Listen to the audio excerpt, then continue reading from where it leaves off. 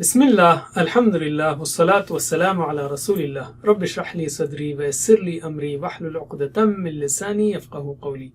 ناظرین السلام علیکم ورحمۃ اللہ وبرکاتہ۔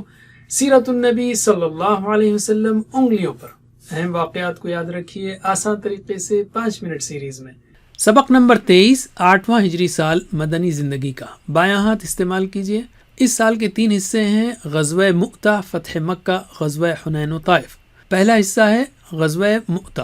مؤتہ آج کے اردن میں ایک جگہ کا نام ہے۔ سن 8 ہجری میں رسول صلی اللہ علیہ وسلم کے ایک سفیر کو جو بصرہ کے حاکم کے پاس جا رہے تھے، قیصر روم کے گورنر نے گرفتار کر کے شہید کر دیا۔ یہ گویا اعلان جنگ تھا، چنانچہ رسول اللہ نے اس علاقے کی جانب اپنا لشکر بھیجا۔ آپ نے لشکر کو حکم دیا کہ پہلے دشمنوں کو اسلام کی دعوت دی جائے، اگر وہ قبول نہ کریں تو پھر جنگ کی جائے۔ پھر کچھ اور ہدایت بھی دی۔ ادھر سے رومی بادشاہ ہرقل نے 1 لاکھ کی فوج بھیجی اور عرب کے 1 لاکھ افراد بھی اس کے ساتھ ہو گئے۔ مؤتہ کے مقام پر 3000 صحابہ کا 2 لاکھ کی فوج سے زبردست مقابلہ ہوا۔ رسول اللہ نے حضرت زید، جعفر اور عبداللہ رضی اللہ عنہم کو لشکر کا کمانڈر بنایا تھا۔ ایک ایک کر کے یہ تینوں حضرات شہید ہو گئے۔ پھر حضرت خالد بن ولید رضی اللہ عنہ نے لشکر کی کمانڈ سنبھالی اور کافی بہادری سے لڑائی کی، اور ایسی جنگی چال چلی کہ دشمن مرعوب ہو گیا اور اسلامی لشکر کامیابی کے ساتھ پیچھے ہٹتے ہوئے مدینہ واپس لوٹا۔ جب 3000 صحابہ کی فوج نے اللہ کے بھروسے 2 لاکھ کی فوج کا سامنا کیا تو رومیوں پر مسلمانوں کی دھاک بیٹھ گئی، اور یہی معرکہ آگے چل کر رومی علاقوں مثلا شام، اردن، فلسطین، مصر وغیرہ کی فتوحات کا سبب بنا۔ اسباق و عمل۔ آج ہمارے سامنے دوسری طرح کے بھیانک چیلنجز ہیں۔ مسلمانوں میں دینی و دنیاوی علوم سے دوری ہے، اخلاقی گراوٹ ہے، شادیوں میں جہیز و بیکار رسمیں ہیں، اور دوسری طرف اسلام و فوبیا کا طوفان چل رہا ہے۔ شدید غلط فہمیاں پھیلائی جا رہی ہیں۔ ان سے نمٹنے کے لیے پلان بنائیے، خود کے وقت کا بہترین استعمال کیجیے، مسلمانوں کی کسی جماعت کا حصہ بنیے، پیسہ، وقت اور صلاحیت لگائیے۔ علم۔ دوسرا حصہ، فتح مکہ۔ صلح حدیبیہ میں قریش نے اس بات پر معاہدہ کیا تھا کہ فریقین آپس میں ایک دوسرے کے حلیف کے خلاف حملہ یا زیادتی نہیں کریں گے۔ حلیف یعنی الائی۔ اس معاہدے کے بعد قبیلہ بنو خزاعہ رسول صلی اللہ علیہ وسلم کے ساتھ ہوا تو قبیلہ بنو بکر قریش کے ساتھ ہو گیا۔ مگر بنو بکر نے جب بنو خزاعہ پر حملہ کیا تو قریش نے ان کا ساتھ دیا اور معاہدے کی خلاف ورزی کی۔ قریش کو یہ احساس بھی ہو گیا تو انہوں نے معاہدے کی تجدید کی کوشش کی، مگر ناکام رہے۔ رمضان سن 8 ہجری میں بنو خزاعہ کی حمایت میں رسول اللہ صلی اللہ علیہ وسلم تقریباً 10,000 صحابہ کا لشکر لے کر مکہ کی طرف نکلے۔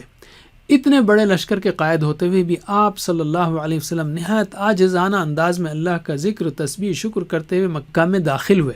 کعبہ اور اس کے آس پاس 360 بت موجود تھے۔ رسول اللہ نے اپنے ہاتھ میں موجود کمان سے انہیں گرایا اور پھر کعبے کے سامنے قریش سے خطاب کیا، سوائے چند کے ہر کسی کو معافی دے دی گئی اور مکے والوں نے آپ سے بیعت کی۔ اس طرح بغیر کسی خون خرابے کے مکہ فتح ہوا اور کعبے کے دامن میں پھر سے ایک اللہ ہی کی عبادت ہونے لگی۔ اسباق و عمل۔ ہٹ دھرمی کرنا، جان بوجھ کر اپنی غلطی پر اڑے رہنا بڑے نقصان کا سبب بنتا ہے۔ بدلہ لینے کی طاقت ہوتے ہوئے بھی اللہ کی خاطر معاف کرنا آپ صلی اللہ علیہ وسلم کی عادت تھی۔ علماء و ذمہ داروں کی نگرانی میں مظلوموں کی مدد کرنے کے لیے تعمیری انداز میں کام کیجیے۔ علم۔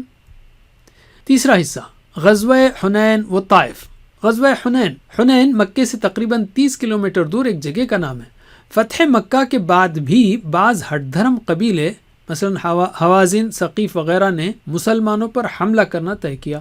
آپ صلی اللہ علیہ وسلم نے 12,000 مسلمانوں کا لشکر لیا اور حنین کی طرف کوچ کیا۔ اس جنگ میں شروع میں مسلمانوں کو سخت حملے کا سامنا کرنا پڑا، لیکن اللہ کی مدد سے وہ پھر سنبھل گئے اور انہیں فتح ہوئی۔ غزوہ طائف۔ دشمن کی فوج حنین سے بھاگ کر طائف چلی گئی اور قلعہ میں بند ہو گئی۔ رسول اللہ نے لشکر سمیت طائف کا رخ کیا اور تقریباً 40 دن اس کا محاصرہ کیا۔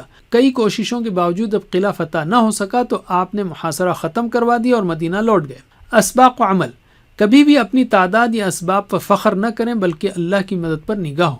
کسی معاملے میں مشکل پیش آئے تو اسے اپنی انا کا مسئلہ نہ بنا لیں بلکہ دوسرے مثبت کام میں اپنی صلاحیتیں اور وقت خرچ کریں۔